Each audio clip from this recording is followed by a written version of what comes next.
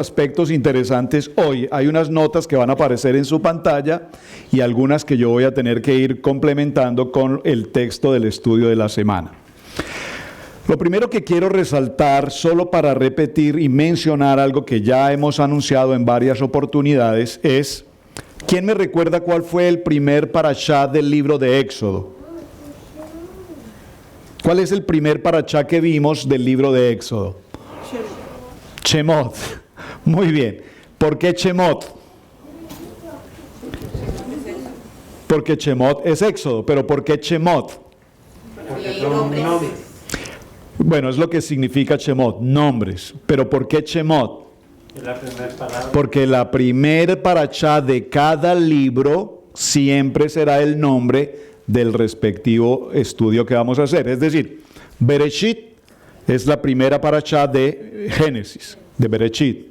Shemot es la primera parashá del libro de Shemot, de Éxodo, ¿de acuerdo? Son pequeños detalles que tengo que resaltar porque quiero que usted, repito, tenga claridad respecto a estos puntos. En el capítulo 3 de Éxodo, acompáñeme por favor, voy a hacer un pequeño resumen de lo que hemos avanzado para concentrarnos en el tema. Observen en el capítulo 3 del libro de Éxodo, Shemot, en el verso 20. Ya lo leímos, solo lo estoy repitiendo. Dice, observen, aquí está hablando Yahweh, yo extenderé mi mano y heriré a los egipcios con todas mis Maravilla. ¿Lo tienen todos? ¿Están todos en Éxodo capítulo 3, verso 20? Vayan a sus Biblias, por favor. Quiero que todos estén con su Biblia y léanlo, no esperen que yo se los diga, subráyenlo porque muy seguramente en algún momento usted va a tener que compartir esta enseñanza con alguien y no solamente diga, no, yo sé que el pastor dijo que eran maravillas y no plagas, yo no sé dónde sacó eso, pero él dijo eso. No, un momentico, vayan a la Biblia y muéstrenle a las personas con quien ustedes comparten la palabra, con la Biblia, con la Torá, qué es lo que estamos enseñando. Lo repito, libro de Éxodo capítulo 3, verso 20 dice, yo extenderé mi mano y heriré a Egipto con todas mis maravillas que haré en él y entonces os dejará ir. ¿Lo captaron? Ahora acompáñenme al capítulo 7, en el capítulo 7, verso 3. ¿Lo tienen? Capítulo 7, verso 3 de Shemot dice, léalo conmigo, fuerte. Y yo endureceré el corazón de Faraón y multiplicaré en la tierra de Egipto mis señales y maravillas. Y Faraón no os oirá, mas yo pondré mi mano sobre Egipto y sacaré, atención, a mis ejércitos, mi pueblo, los hijos de Israel, de la tierra de Egipto, con grandes juicios. Importante estos dos textos que teníamos o tenemos que considerar y que quiero, repito, que los tengan muy presentes. Ahora, este parashá Vaerá y me presenté, tiene que ver con un aspecto muy importante y es el momento en el que Hashem se presenta con Moisés. Pero debemos recordar que ya Dios se ha presentado también ¿con quién? Con Abraham, con Isaac y con Jacob. Sin embargo dice, no me presenté con ellos con el nombre, el gran yo soy. Yo me presenté con ellos con el nombre del Todopoderoso, es decir, el Todopoderoso, el nombre del Todopoderoso, el Shaddai. Presten mucha atención a esto. Cuando se presentó con Abraham, con Isaac y con Jacob, se presentó como el Todopoderoso, el Shaddai. Pero hay que hacer aquí una claridad muy importante, muy importante, muy importante. Atención. Cuando Dios se presenta con Abraham, Isaac y Jacob, obviamente se presenta ¿quién? Yahweh. Pero al mencionar a el Shaddai, está mostrando una característica de Dios. Quiero que tengan presente eso. Ya les voy a explicar por qué es tan importante esto. Es decir, se presenta Yahweh, A ellos, los 3 patriarcas, se les presentó Hashem, amén, pero se les presentó con una característica del nombre que es sobre todo nombre, el nombre del Shaddai, el Todopoderoso. ¿Pero quién se presentó? Dios, Hashem. ¿Está claro esto? ¿Y por qué es importante que tengamos presente eso? Miren, en el verso 2 del capítulo 6 que empieza nuestro parashá en el día de hoy, dice: Elohim, observen, este nombre Elohim es otra característica de Dios. Pero ¿quién se está presentando aquí? Yahweh. ¿Están conmigo? ¿Vamos bien? ¿Lo están captando? Es decir, porque es típico decir que Dios no se presentó en el principio a los patriarcas. Sí, se presentó Dios bajo una de sus formas posibles, bajo uno de sus atributos, gracias, de sus características. Digo sus características en el sentido de que Dios tiene el carácter de Dios. Hay una persona, cuando nosotros nos presentamos y nosotros decimos: ¿conoces al hermano Luis? ¿Hermano Luis? Sí, hermano Luis, me parece. A ver, ¿de dónde él es? ¿De dónde es él? De Costa Rica. Ah, hay una característica del hermano Luis, es de Costa Rica. Otros le dicen Tico, pero es de Costa Rica. Ahora, denme otra característica del hermano Luis. Muy colaborador en la iglesia, muy dedicado a su estudio bíblico, muy amoroso con su esposa. La esposa dice amén. Entonces, cuando empezamos a hablar de Luis, en el ejemplo que estoy tomando de mi hermano Luis, estoy hablando de que el hermano Luis tiene una serie de atributos. ¿Me están entendiendo esto? Ahora, hablamos de Yahweh y decimos que Yahweh tiene varios atributos. Aquí se presentó como el Shaddai, el Todopoderoso, pero en el capítulo 6, verso 2 dice Elohim. Aquí hay una característica, un atributo, gracias, de Dios. Ahora es Elohim. Y Elohim habla a Moshe, él le dice: yo soy Yahweh. Entonces, Luis, el tico, se presenta y dice: yo soy el tico, yo soy Luis. ¿Me están captando el ejemplo que estoy tratando de mostrar? Entonces, se presentó un tico, pero sabemos que es el hermano Luis. Aquí se presenta Yahweh y se está presentando como Elohim. Y al presentarse como Elohim dice: yo soy Yahweh. Verso 3, y aquí viene el nombre de nuestro parashá hoy. Y me aparecí a Abraham, a Isaac y a Jacob como el Shaddai, como el Todopoderoso. No me hice conocer a ellos por mi nombre, Yod Hei Bat Hei. No se presentó a ellos con el nombre de Yod Hei Bat Hei, pero se presentó con uno de sus atributos. En el verso 7 o en el verso 8 del capítulo 7, Yahweh dice a Moshe y a Aarón: cuando Faraón les diga a ustedes, hagan un milagro. Observen que en el hebreo, no lo tenemos en la versión en español, dice cuando Faraón les diga a ustedes hagan un milagro. En hebreo dice cuando Faraón les diga hagan un milagro, háganlo para ustedes, porque a mí sus milagros y su Dios no me importan. Ustedes quieren hacer un milagro, háganlo para ustedes, porque yo de su Dios no sé nada. Entonces, hagan un milagro, háganlo para ustedes. Es interesante esto. Hagan un milagro. Dile a Aarón, ¿dile a quién? A Aarón, que tome su vara y la lance al suelo delante de Faraón para que se pueda convertir en una serpiente. Aquí hoy vamos a aprender algo extremadamente importante. Estoy parafraseando varias cosas a la vez. Permítame ir luego centrando un poco las ideas. Vamos a ir un momento, por favor. Permítame ubicar mis notas aquí en la Biblia. Déjenme buscar un momento. En el capítulo 4, sí. Acompáñenme al capítulo 4. Por favor, vaya conmigo a este texto. Es muy importante que lo leamos. Shemot capítulo 4. Y en Shemot capítulo 4, verso 4, vemos este texto que dice, léalo conmigo por favor. Entonces, dijo Yahweh a Moisés, ¿qué le dijo? Extiende tu mano y tómala por la cola. Leámoslo un poquito antes. Vamos a leerlo desde el verso 1 para entender todo el contexto. Capítulo 4, verso 1. Entonces Moshe respondió diciendo, he aquí que ellos no me creerán ni oirán mi voz, porque dirán, no te ha aparecido Yahweh. Esto lo voy a tratar de explicar un poco más adelante, porque aquí vemos que es tan importante que el pueblo de Israel no le creería a Moisés hasta que ellos pudieran identificar a plenitud el nombre de Yahweh.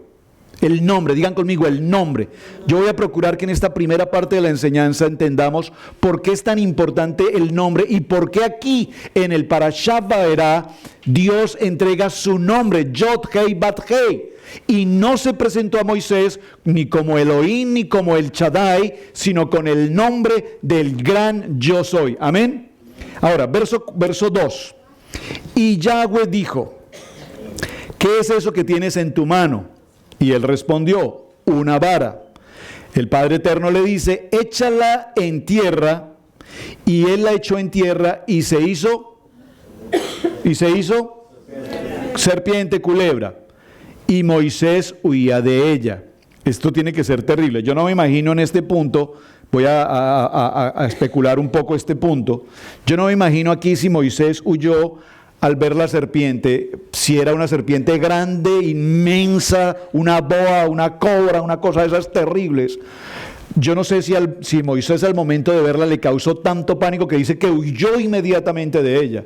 Pero yo les voy a decir una cosa: yo veo una culebra así de pequeñita y ustedes vieron allá en Alville, me subí creo que a la encima de la enramada cuando apareció la tal culebra por allí. Claro, eso lo hice para prevenir, para dirigir al grupo para que evacuaran el salón inmediatamente. Fue una medida de seguridad. Pero yo aquí veo mi ejemplo y veo a Moisés, vio esa culebra y dice, inmediatamente huyó del lugar. Porque no sé si era inmensa, grande, monstruosa, pequeña, pero yo sea grande o pequeña o mediana, yo corro de ahí. Ese no es lugar para mí. No sé si sea el mismo caso de usted o usted se esté riendo de mí, pero lo que realmente está haciendo es riéndose de usted mismo. Muy bien. Entonces, verso 4. Entonces dijo Yahweh a Moisés: extiende tu mano y tómala por la cola. Y él extendió su mano. Vean lo interesante. Si huyó, como le dijo: ¡Hey Moisés, ¿dónde vas? Ven aquí, hombre. No te asustes, tómala por la cola. Y Moisés seguramente regresó y la tomó por la cola. Y él extendió su mano y la tomó y se volvió vara en su mano. Pero vean el verso 5, porque aquí en el verso 5 hay una revelación.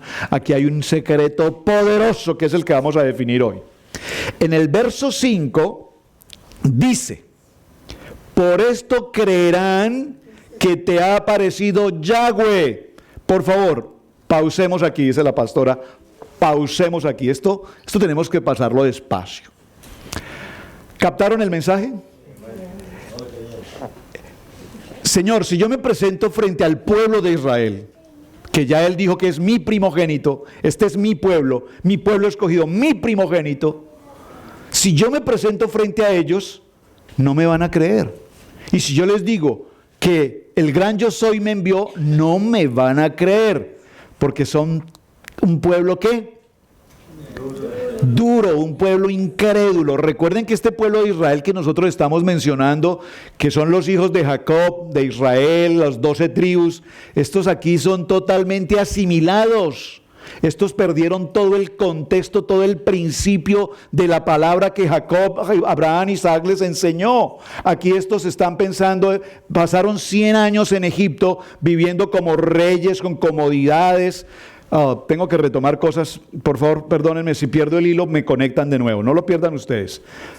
Si me pierdo de aquí me vuelven y me dicen, pastor, céntrese aquí.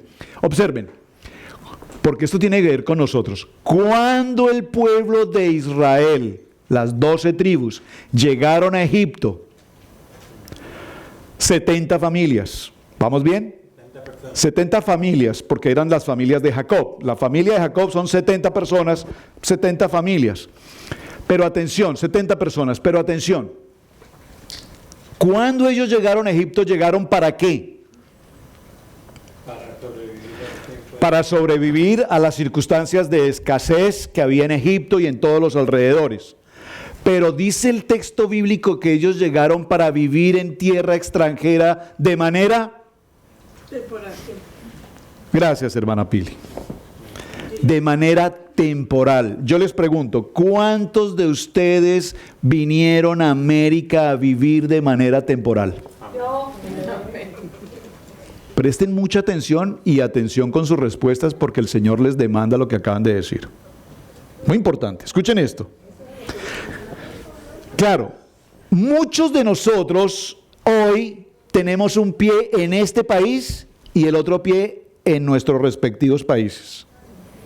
Trabajamos y trabajamos y envían y construyen y la casa y el rancho y la finca y ¡plum! Pero siguen aquí. Usted no sabe si usted va a llegar a ver todo lo que envió. Es más, usted no sabe si todo lo que envió existe. Pero usted cree que sí. Y ejemplos y casos hay muchos. El pueblo de Israel entró a Egipto para permanecer de manera temporal. Era mientras se pasaba la sequía, la escasez. Ese tiempo temporal, ¿cuánto duró? Duró 210 años. Murieron todos los hijos de Jacob. Murió José, murió toda su generación, murió la segunda generación, murió la tercera generación. Y permanecieron el pueblo de Israel en Egipto. Porque yo conozco a muchos hermanos, y usted conoce a muchos hermanos, que cada año dicen, no, es que ya el próximo año me voy hermano, definitivamente esto no soporto aquí, este presidente no sirve para, yo me voy. Y ya 20 años diciendo yo me voy. Y nada que se va. Pues no es nada extraño porque es que el pueblo de Israel hizo exactamente lo mismo. Vinieron de manera temporal, entraron a Egipto por unos días, por unos años posiblemente, y esos años se convirtieron, después de la muerte de José, en 100 años. 100 años de comodidad, de confort, empezaron a vivir un tiempo agradable, un tiempo bueno, compraron casas, compraron carros, se acomodaron, tenían overtime, part-time, full-time, montaron empresas, montaron negocios, y les empezó a ir tan supremamente bien que ¿qué pasó? Se acomodaron. Pero el problema de acomodarse, atención a la palabra que estoy usando, y no era ni siquiera parte de lo que iba a compartir hoy, pero tengo que tratarlo. Al momento de acomodarse, ¿qué problema hay? Que al momento de acomodarse, todavía no, al momento de acomodarse, ¿qué problema hay? Que se americanizaron. Se asimiló el pueblo de Israel, se americanizaron, para los hermanos que están en internet, se americanizaron hablando en el sentido de América. Para las personas en Egipto ¿cómo se puede decir? ¿Se ejerciaron? No, se egipciaron. Se acomodaron a la cultura de Egipto, y al acomodarse a la cultura de Egipto, empezaron un proceso de ¿qué? De adoración a otros dioses. ¿Perdón? Hermana Pili, ¿qué me dices? Que con tus ojos así de grandes me sorprendes, me pones nervioso. ¿Qué pasó? Ella dice que ellos no se mezclaron. No, pero es que un momentico, claro, no se mezclaron.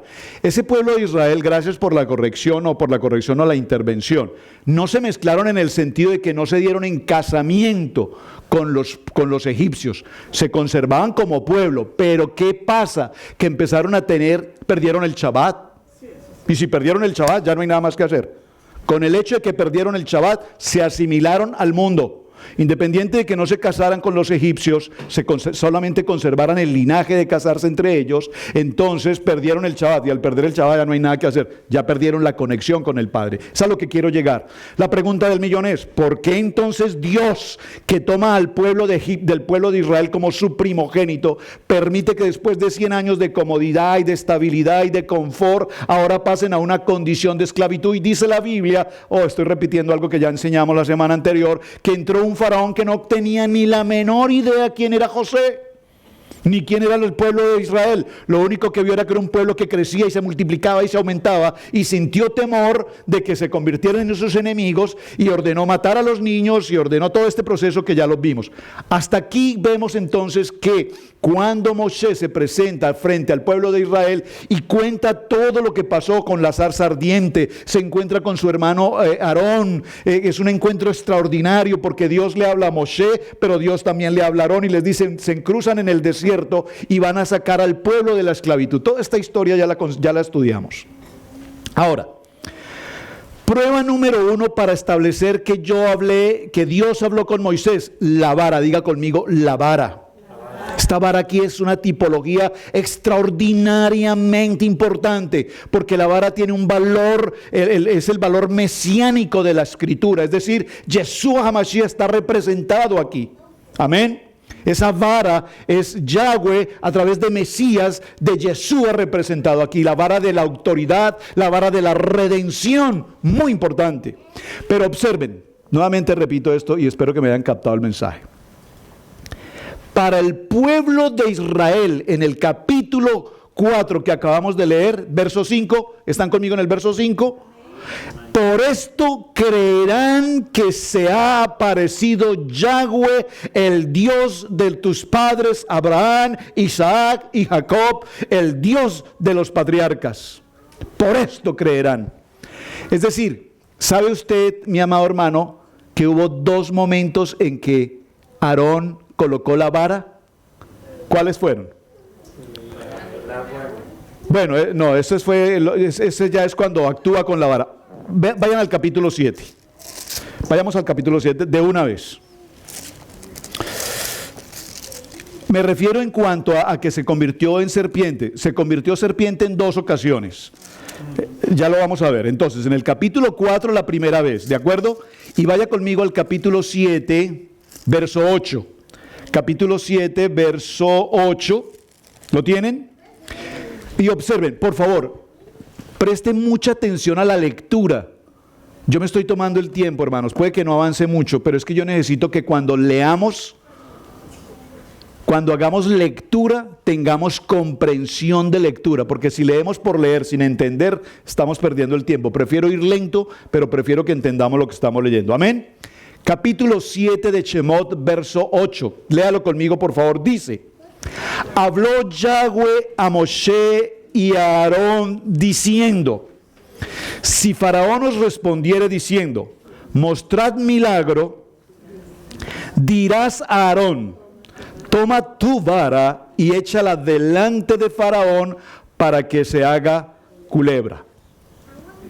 Vinieron pues Moisés y Aarón a Faraón e hicieron como Hashem le había mandado, y echó Aarón su vara. Ven, aquí la echó por segunda vez. La lanzó primeramente frente a ¿quién? Frente al pueblo de Israel, y se convirtió en serpiente. Ahora la lanza por segunda vez frente a ¿quién? Frente al Faraón. ¿Y qué pasó? Delante de Faraón y de sus siervos, y se hizo culebra, serpiente. Entonces llamó también Faraón a sus sabios y hechiceros, e hicieron también lo mismo los hechiceros de Egipto con sus encantamientos. Pero por favor, observen. Punto número 1 de nuestro tema en el día de hoy.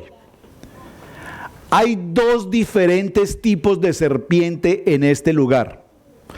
El primer tipo de serpiente fue para que el pueblo de Israel creyera.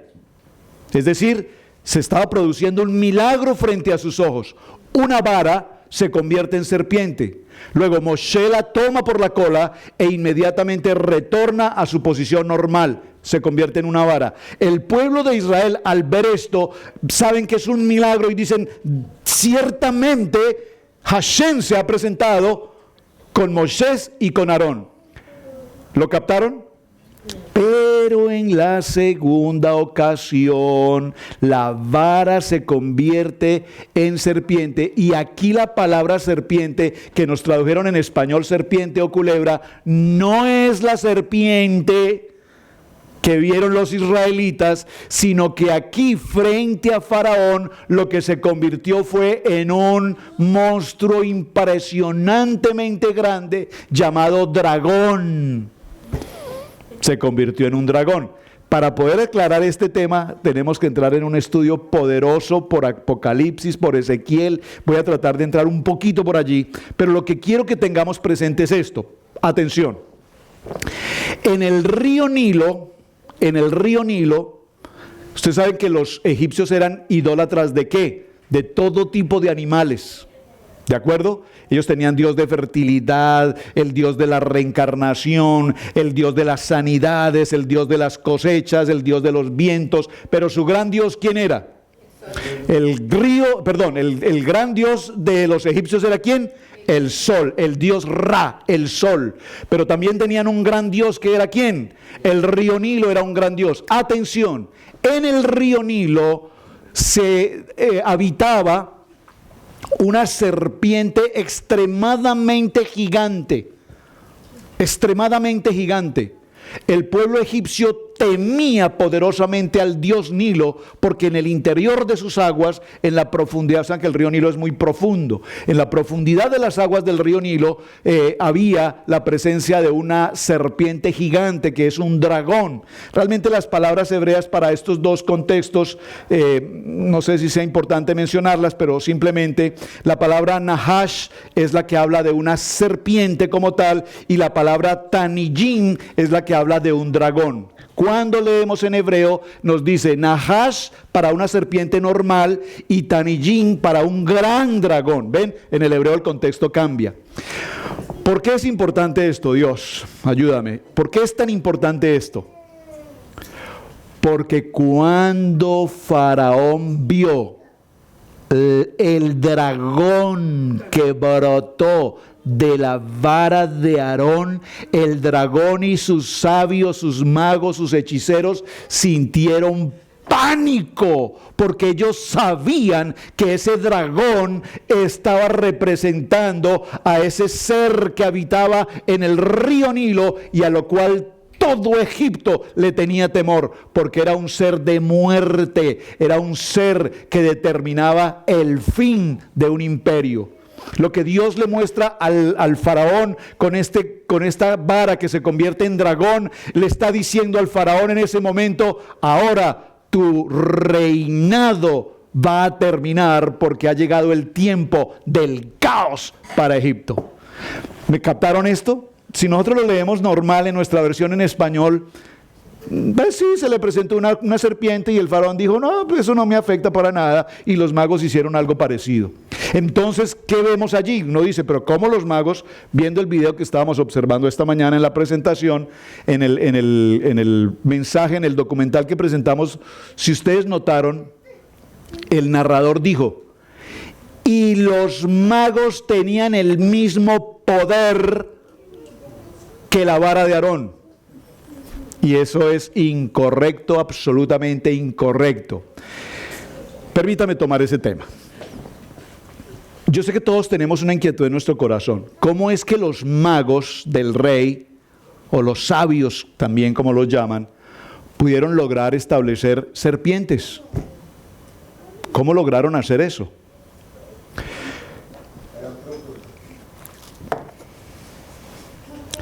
En el siglo XXI, hoy,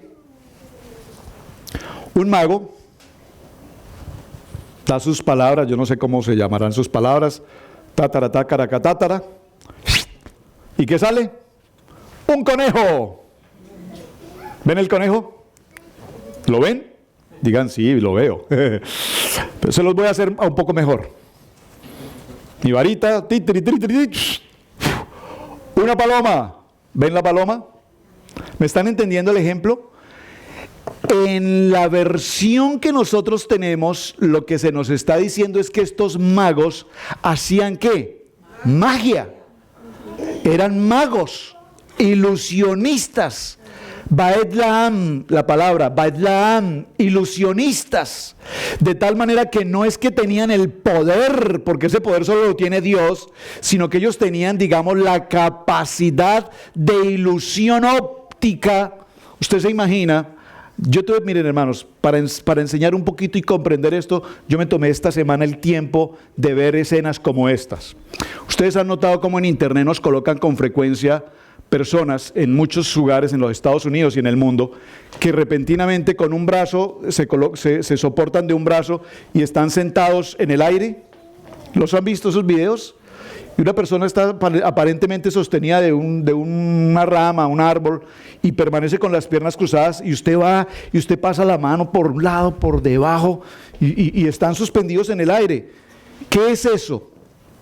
Una ilusión óptica, es una ilusión óptica. Pero cuando usted descifra el misterio que hay ahí, es simplemente que hay una silla que tiene unas varillas especiales dentro de las cuales la persona se sienta, se cubre con una ropa bien extensa, abajo se ve completamente vacío y donde él parece que tiene la mano, lo que hay es un tubo del cual la persona está cómodamente sentada, y usted al ver la figura, usted tiene la idea de que esa persona está suspendida en el aire.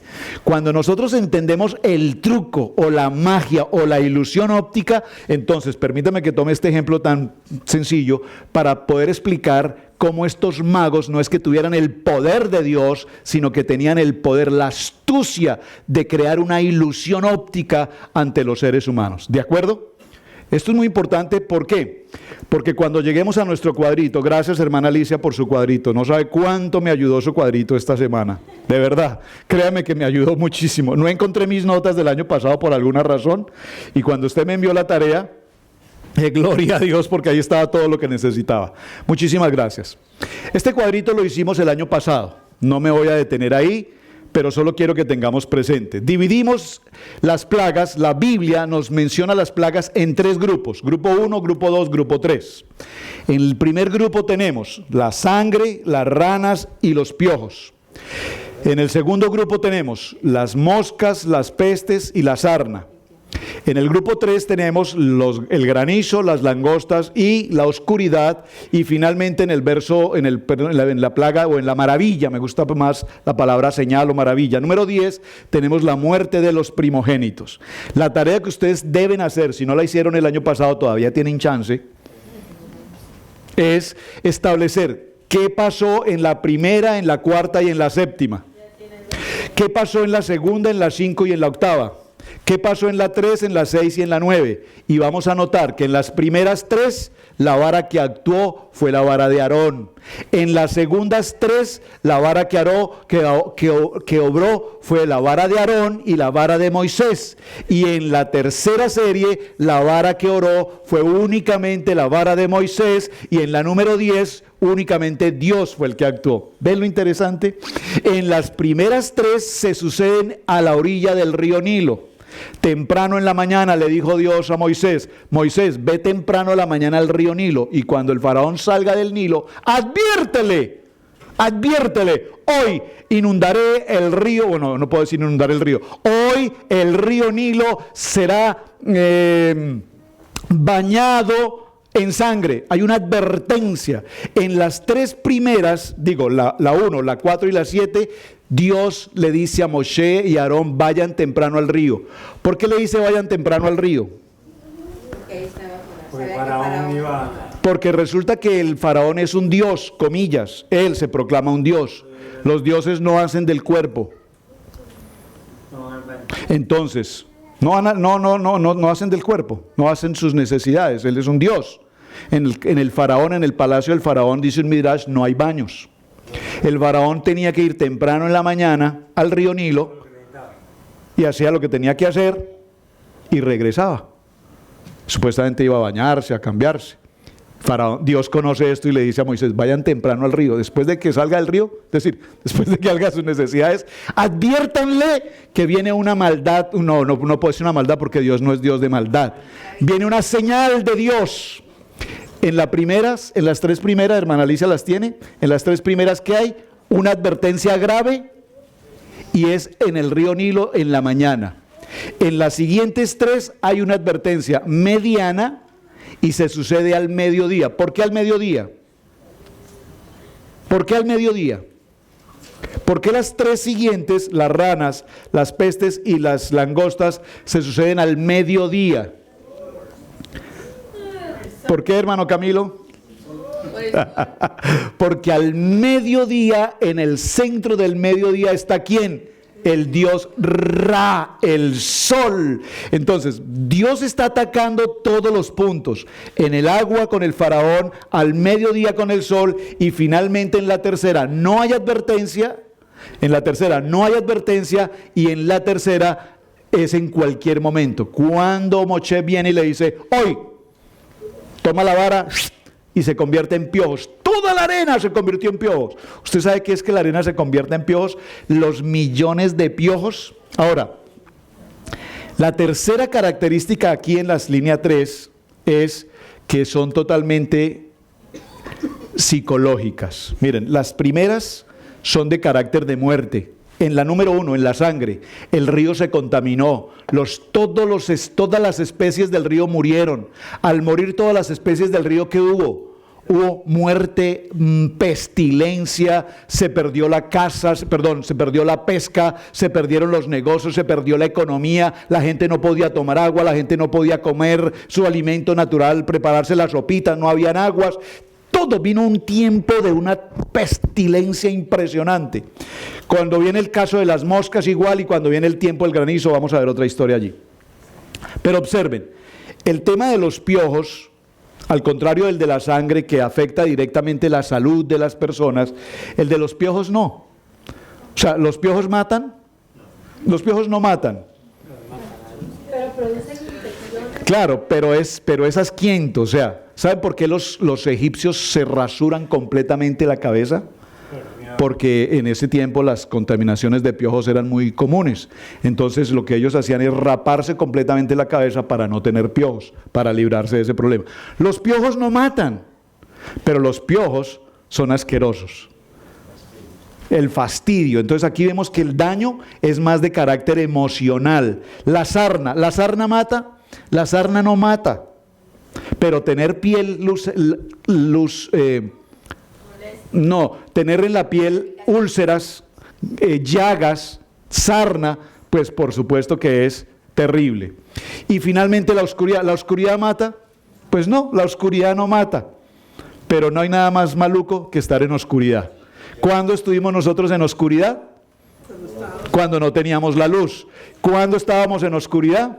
Cuando estábamos en el mundo. ¿Cuándo estábamos en oscuridad? Cuando no conocíamos la Torá. Muy bien. Entonces, aunque no mata físicamente, nos mata espiritualmente. ¿Captaron toda esta historia?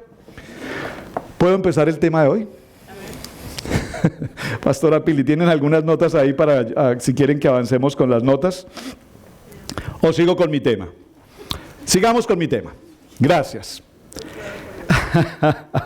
Apophis, una serpiente dragón en forma de cocodrilo, enemigo del dios Sol, y moraba en el río Nilo, según la mitología egipcia, era el terror de los egipcios. Faraón, como todos los egipcios, tenía pánico por Apophis. Y la serpiente, el dragón que se presentó cuando Aarón colocó la vara frente al faraón, fue precisamente esta, Apophis. Es decir, que cuando Faraón vio ese ser, en ese momento Faraón sintió temor. Ahora, pregunta del millón. Les voy a dar pasajes de ida a cualquier lugar del mundo a la persona que me conteste esta pregunta. ¿De ida? Atención. ¿Qué significa que Yahweh endureció el corazón de Faraón? Solo uno, no todos a la vez. Lo entregó a su propia arrogancia. Defínamela un poquito mejor, hermano Miguel. ¿Vas bien? Él no quiso reconocer que Yahweh era el Dios por encima de él. Su arrogancia es lo que no iba a aceptar que Dios fuera el Dios que Moisés le estaba predicando. Ahora, cuando Dios le dice a Moisés, vas a ir al pueblo, vas a ir a Faraón, te vas a presentar, vas a hacer milagros, yo te voy a entregar, los 3 milagros que vas a hacer son estos, pero yo endureceré el corazón de Faraón.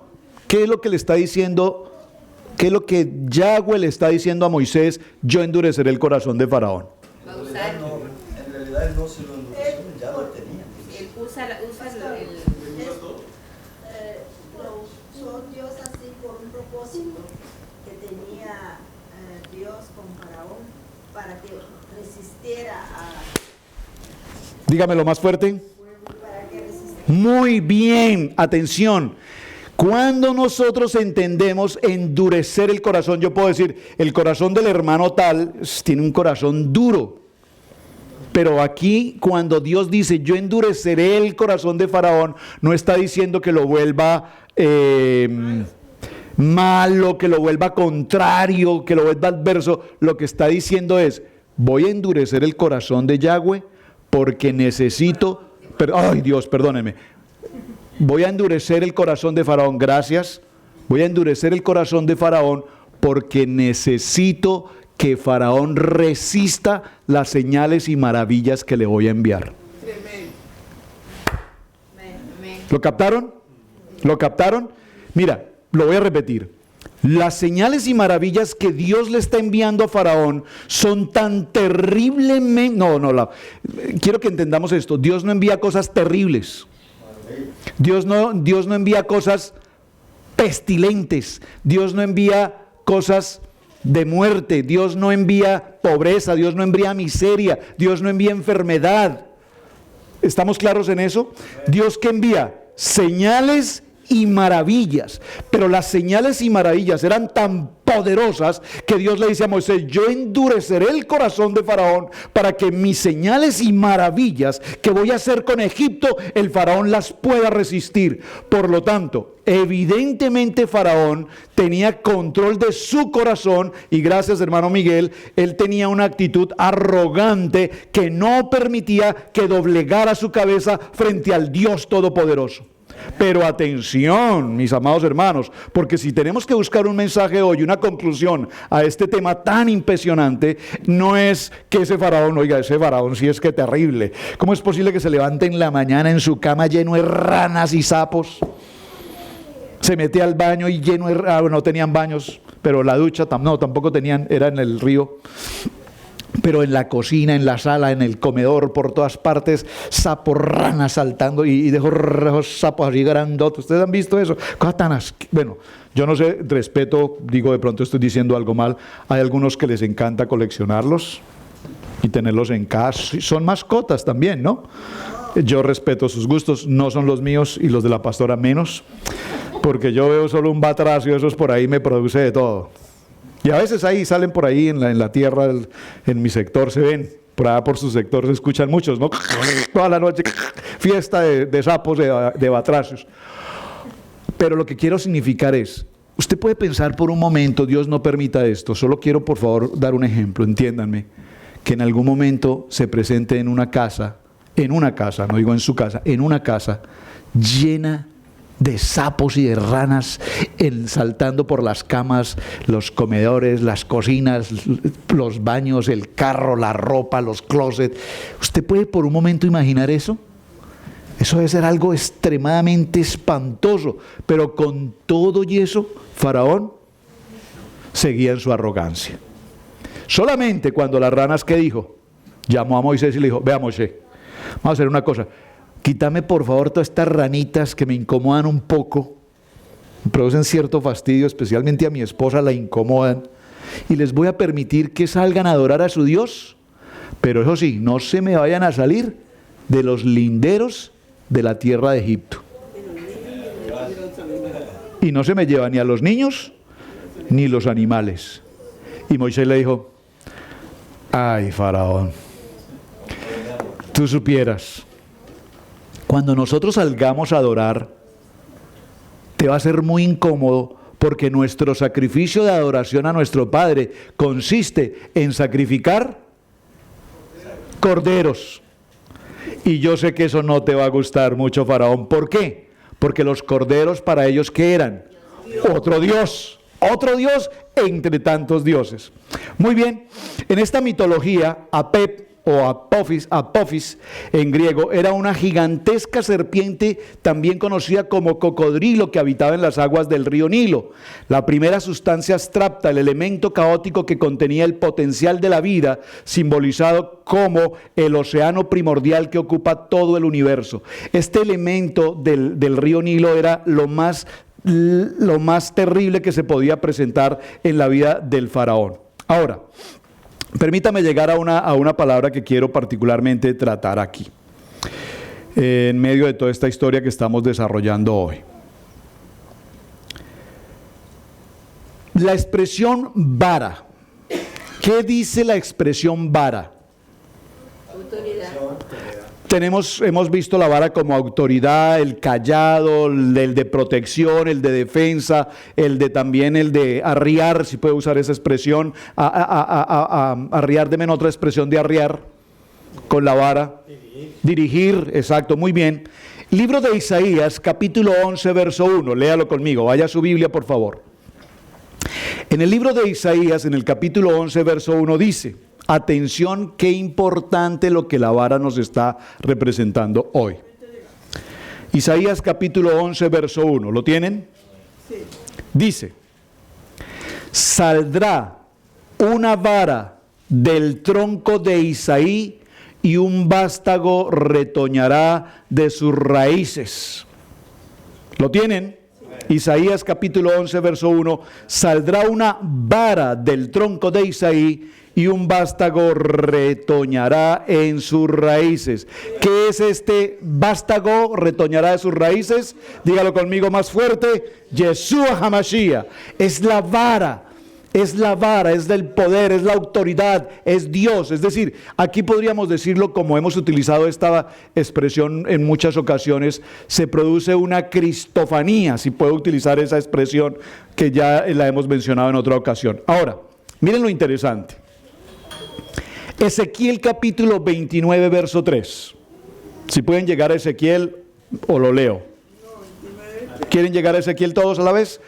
Biblias rápidas, muy bien, todos la tienen. Ezequiel capítulo 29, verso 3. Observen este texto.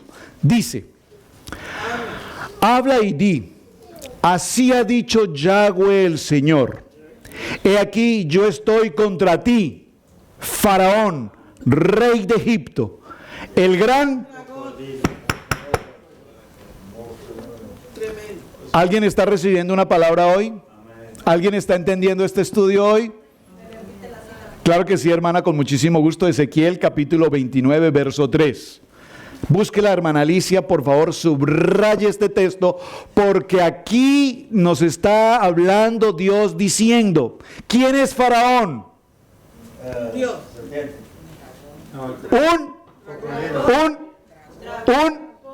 Un dragón.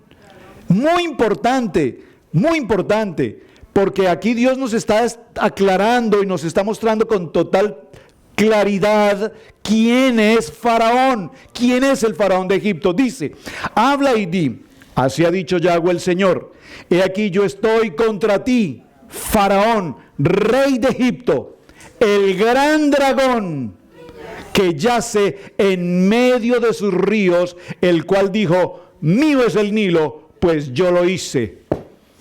¡Wow! ¡Qué precioso texto! Entonces, leyendo Ezequiel, podemos entender con mejor claridad qué es lo que está pasando en este tema de las plagas y qué es tan importante ahora con el tema de la vara y qué diferencia hay entre una serpiente que se le presentó a Israel y un dragón que se le presentó a Faraón. Se le presentó a Faraón el dragón del Nilo, que era lo que todo Egipto temía que se llegase a presentar contra él mismo. Ahora, Ezequiel capítulo 29, verso 3, lo voy a leer en otra versión, dice, habla y di, así ha dicho Adonai Yahweh, yo estoy contra ti, oh Paró, rey de Mitzraim, gran cocodrilo que estás tendido en medio de sus canales y que dices, mío es el río, pues yo lo hice. Faraón decía, el río Nilo es mío, porque yo hice ese río. Yo soy Dios. Ahora, cerrando un poco todo este panorama, vamos a concluir de la siguiente manera. El Salmo 74:13 nos dice, Salmo 74:13,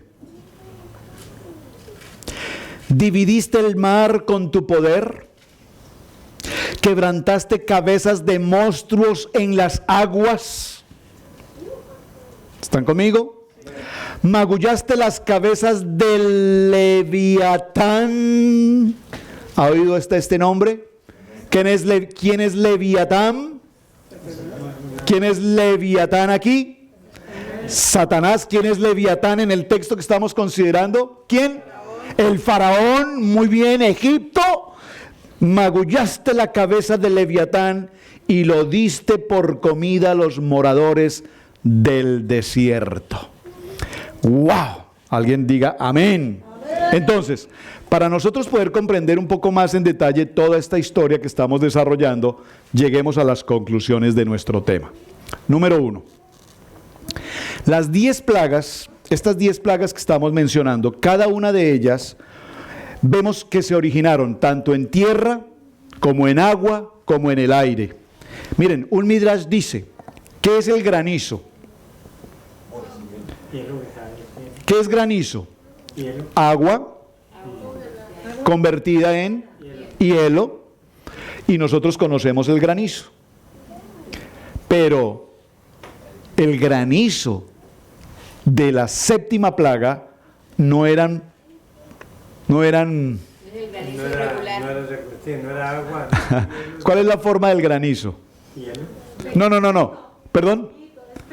Sí, pero ¿cuál es la forma? ¿Son pepas? Es que yo no quiero usar la palabra bolitas, porque en México las bolitas creo que son otra cosa. Sí, pero si hay hermanos de México, con todo respeto, no quiero ofenderlos, pero son bolas, digo, son... Me he dicho, ahí sí peor. Las formas, no hay malas palabras, sino malos pensamientos. ¿Qué pensamiento de ustedes, pues? Pónganme la cámara para allá y muéstrenme estas caras. Esferas, esferitas. Sí, el granizo son formas esféricas. Redondas, gracias. Peloticas, dice la hermana de República Dominicana. Y bolitas para México, entonces, para que todos entendamos. Pero el tamaño de las esferas era un tamaño gigante, es decir, que una piedra de estas, digo una piedra de granizo que caía, era como un misil que destrozaba o mataba cualquier cosa que tocara. ¿Están conmigo? Pero el Midrash dice que este granizo no era el granizo que conocemos de hielo, sino que era un granizo candente. Es impresionante, no era el granizo frío, blanco que conocemos, sino que eran esferas totalmente candentes. Vean lo interesante. Número 1. Número 2, la oscuridad. No es la oscuridad que nosotros entendemos. Apagamos las luces y quedamos en oscuridad. Dice que la oscuridad era tan densa que se podía, ¿qué? Percibir. O sea, que uno caminaba en medio de la oscuridad y era como si estuviera caminando en medio de algo que lo oprimía, que el cuerpo podía sentir la presión de esa oscuridad. Es impresionante estos dos temas. Ahora, ¿por qué menciono estos dos asuntos aquí en el punto final? Porque lo que la palabra nos quiere mostrar es que todos los dioses que Egipto tenía, absolutamente todos y cada uno de ellos, Dios, el Padre Eterno, el Dios Todopoderoso, los atacó a cada uno de todos los dioses, en la tierra, en el agua y en el aire. Voy a hacer el resumen, les envío el cuadro, amén. Yo lo voy a leer y luego se los envío a ustedes a través de sus correos, del mensaje, para que ustedes lo tengan. Cuando el primero, el río Nilo, cuando se convirtió en sangre, el dios que se atacó allí fue el dios Api, el dios del Nilo, Canún, el dios que guardaba el río Nilo. Si usted ha visto algunos de los documentales de internet sobre plagas de Egipto, va a notar que en el río Nilo encontraron ya en este momento, los arqueólogos, todos estos científicos, encontraron una efigie gigante de este famoso dios en las profundidades del río Nilo. Muy bien. Número 2, las ranas.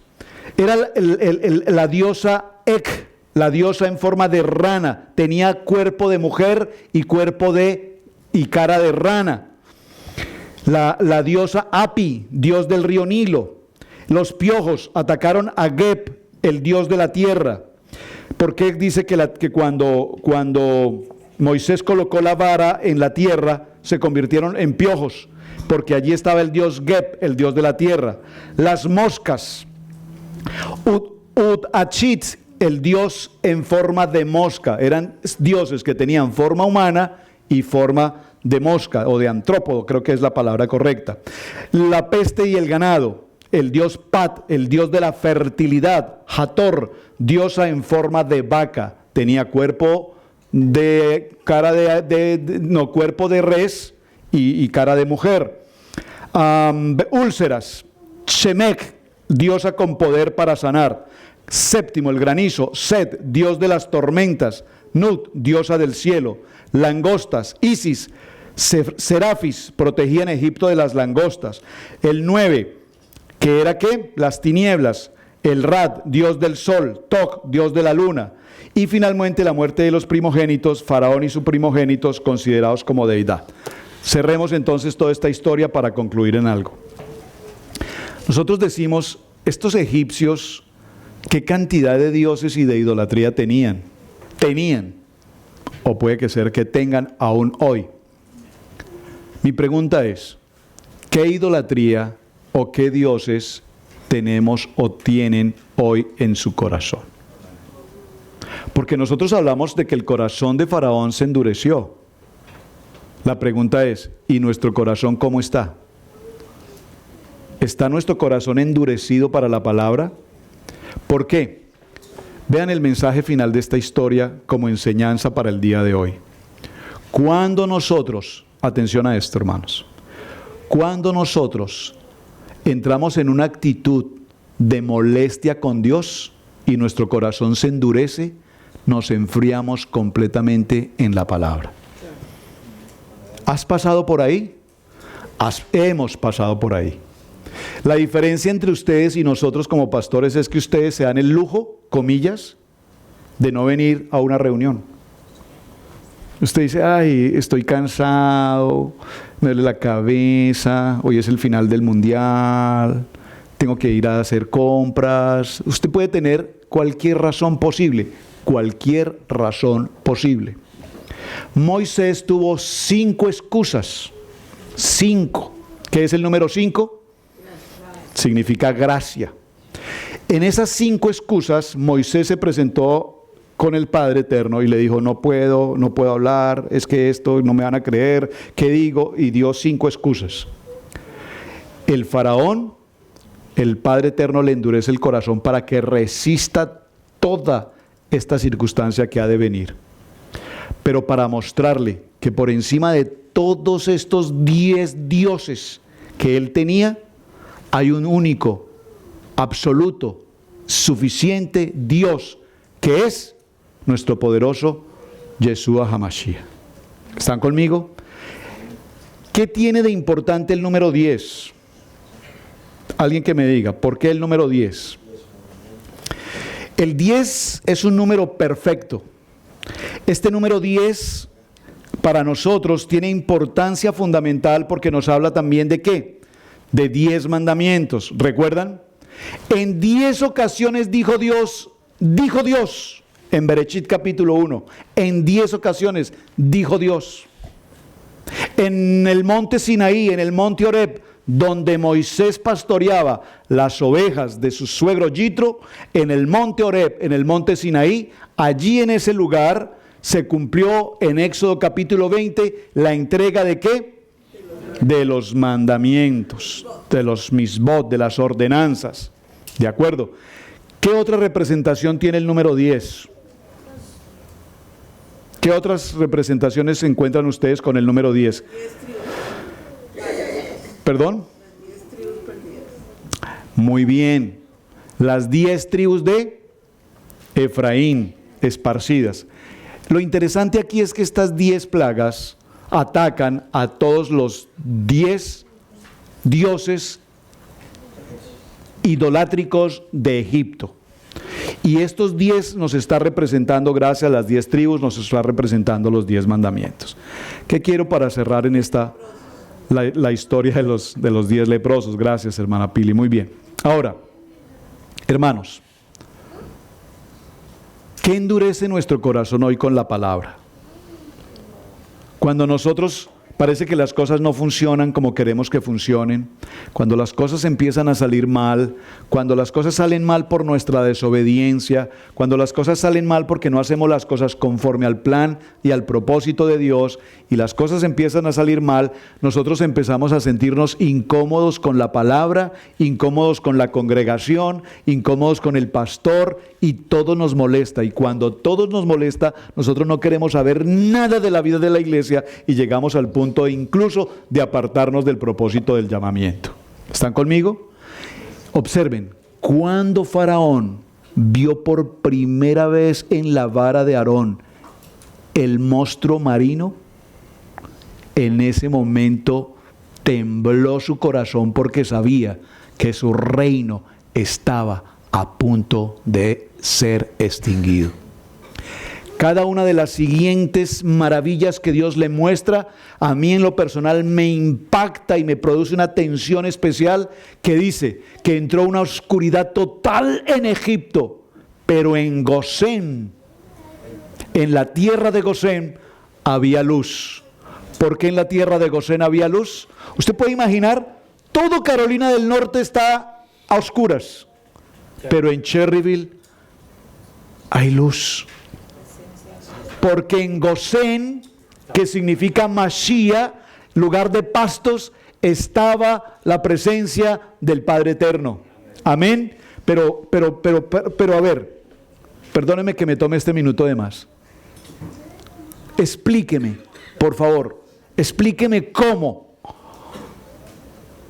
viene un enjambre de moscas, de piojos, de sarna, de pestes, y no tocan al pueblo de Israel.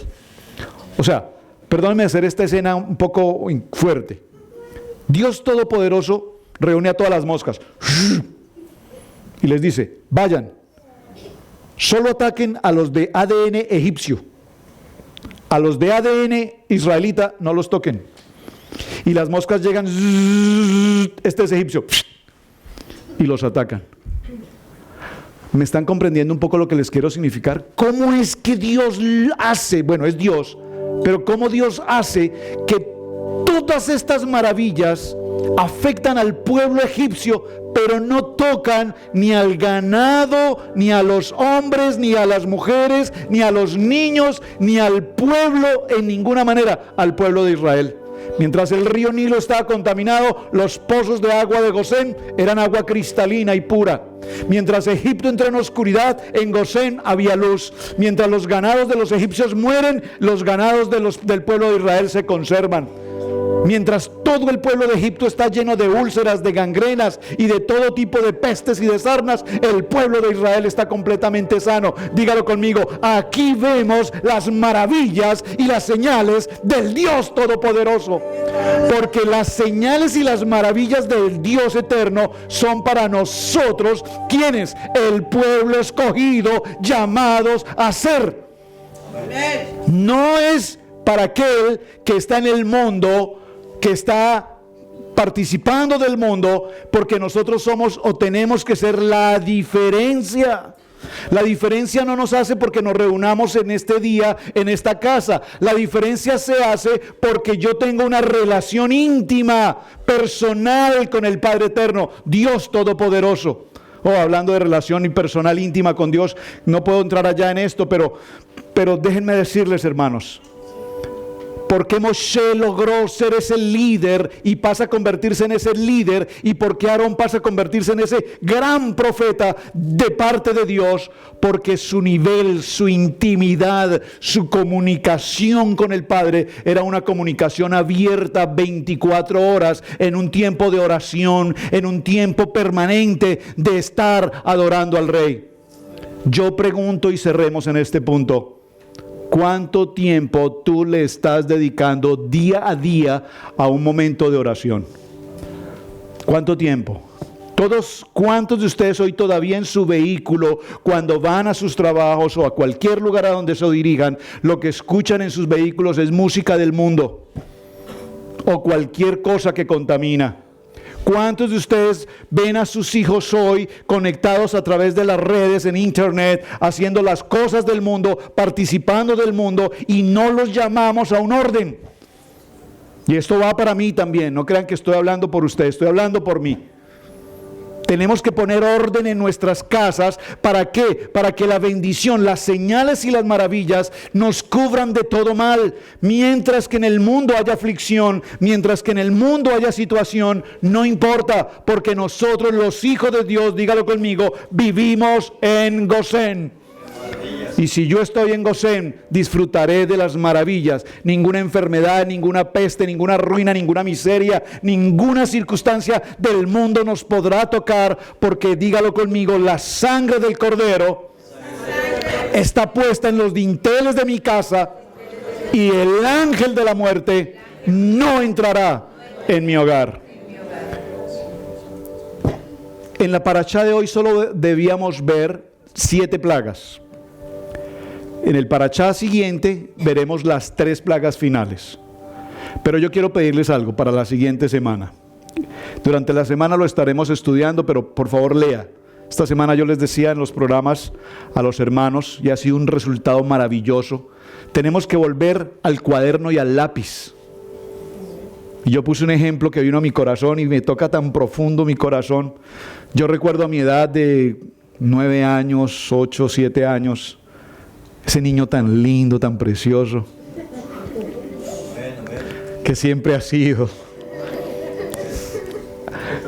Ahí está, Sarita se ríe. Blanquita. Yo recuerdo a mami sentada en la cocina con su radio transistor, sintonizando una estación de radio. Los hermanos de Colombia saben, Radio Sutatensa, la radio educativa de Colombia, y sintonizar Radio Sutatensa, y desde las 6 de la mañana hasta las 6 de la tarde en esta estación de radio daban las clases por radio. Mami estudió por radio, geografía, historia, matemáticas, ciencias naturales, cívica, todas las materias las daban por radio. Y yo recuerdo de ella cómo añoraría, sé que a lo mejor me pueden estar escuchando hoy, cómo añoraría tener el cuaderno de anotaciones de mami. De niño siempre admiré, yo abría ese cuaderno y veía esa letra, ¿cómo se llama esa letra? De caligrafía. Esa preciosa letra, esa escritura tan hermosa, y todas sus tareas. Estamos en el tiempo de la tecnología, y yo les digo, por favor, busquemos el libro de Abdías, y por ahí vi algunos cuantos en su celular, en su tablet, buscando Abdías. Estamos en el tiempo de la tecnología, que ya la Biblia de papel, la gente le da pereza cargar la Biblia de papel, porque tienen un celular que les soluciona el problema. Y el día que tengan que buscar Abdías en el papel, no se les aparece por ninguna parte, porque no tienen el celular. En el tiempo de la tecnología perdimos la intimidad con la palabra, perdimos la intimidad con el estudio. Qué hermoso es poder llegar a su papel, a su palabra, subrayar, marcar, determinar, establecer. Esta palabra la subrayo y marco esta palabra porque Dios habló a mi corazón hoy. Y yo hice una invitación esta semana en un programa de radio diciendo, tenemos que volver al cuaderno, al lápiz, a escribir, a tomar notas, a hacer tareas, no porque me las califiquen, no porque alguien me controle, porque yo tengo que hacerlo. Y aprovecho para saludar a la hermana Elsa, no la conozco de manera personal, pero me envió, ¿cuántas fotografías, hermana Pili? Yo no sé, 6, 8 fotografías, con todo su cuaderno, escribiendo, haciendo tareas. ¡Qué cosa maravillosa! ¿Será que podremos lograr nosotros algo así? Si volvemos a nuestros hijos a estos tiempos, lograremos una gran batalla. Porque mientras el corazón endurecido, que algunos tenemos como adultos y algunos de nuestros hijos tienen, estamos pasando por una crisis profunda en el cuerpo del Mesías. Así es que tenemos que retomar esto. Y ese corazón endurecido, convertirlo a nuestro estudio personal. Muchísimas gracias, hermanos. Gracias por la compañía hoy. Espero que podamos profundizar más en el transcurso de esta semana. Este tema es muy simple, lo que compartimos hoy. Hay mucho tema que tratar. En estas 10 porciones que vemos hoy, o que estamos desarrollando, hay profundidades que vamos a ver en el transcurso de todos los 5 libros de Torá, y que por supuesto vamos a ver en todo el texto del Brit Hadash. Estemos en pie un momento, por favor, y acompáñeme al cierre con el texto del libro de Juan, en el capítulo 5 y en el verso 46. Por favor, abran sus Biblias. Gracias, si lo tienen en la pantalla, gracias. Evangelio de Juan, hermana Yoli. Qué gusto me da ahora a los chicos con sus Biblias, de verdad me gozo, excelente, qué bueno. Evangelio de Juan, capítulo 5, verso 46. John 5:46.